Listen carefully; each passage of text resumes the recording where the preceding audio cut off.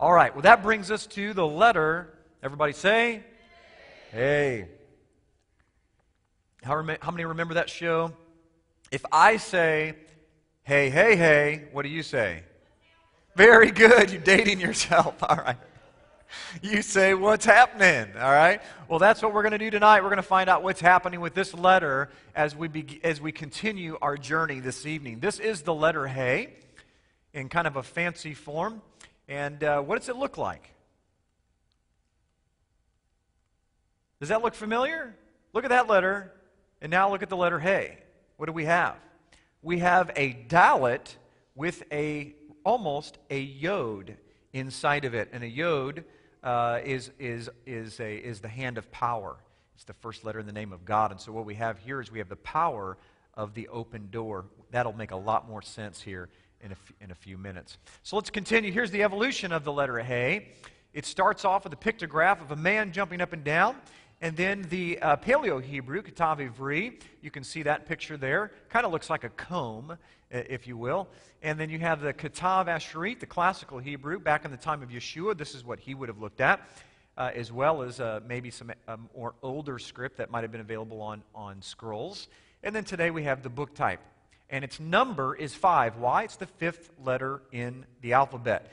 And all numbers have meaning, spiritual meanings, as well, as you already know. So, ancient Paleo pictograph. We have a man jumping up and down, and it means, fundamentally, behold, look, or revelation. That's what the 5th letter in the Hebrew alphabet means, is revelation, to behold something new. You've gained new insight. God has revealed something to you, and you jump up and down. What does this guy look like today? In a worship service, he is a man with his hands raised, and he's praising the Father. Why? Because he has revelation that he so deserves to be praised.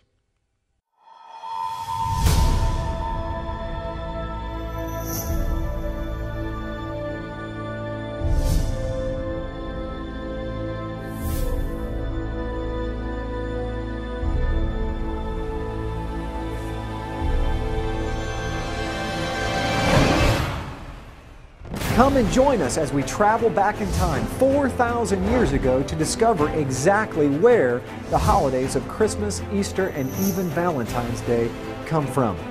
Why do we celebrate the birth of Jesus on December 25th? Whose birthday really is on December 25th? Where did we come up with December 25th? Where did the star on top of the Christmas tree come from? Where did the Christmas tree itself come from? Where did St. Nicholas come from? Are we sure that St. Nicholas even existed? Have you ever wondered where the famous phrase, ho, ho, ho, comes from? It comes from the late 1600s when they used to have plays, and before the devil would come on stage, he would announce himself by saying, ho, ho, ho.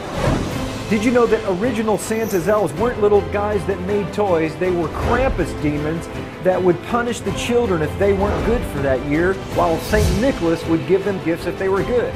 Who is the Easter Bunny? Where did we get Easter eggs from? Why do we celebrate Easter on the first Sunday after the vernal equinox? Did you know that Christmas was illegal in the United States until the mid-1800s? Can we celebrate these holidays according to the Bible? This is by far the most popular video on the internet on the history of Christmas and Easter. This video has changed hundreds of thousands of people's lives, and it will change your life too.